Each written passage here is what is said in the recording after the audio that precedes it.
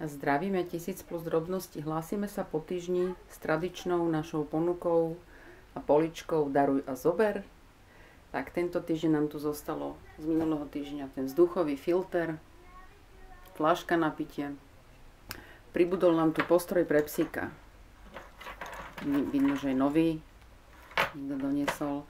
Stále tu je tá plyšová hračka, môžete aj pre psíka. Takýto krígel, alebo sa to môže použiť aj ako váza.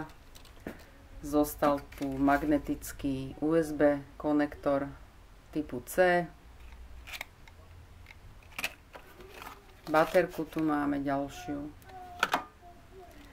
Časopisy, vymalovánky pre deti.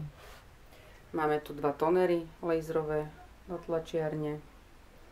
Naša tradičná polička s knižkami.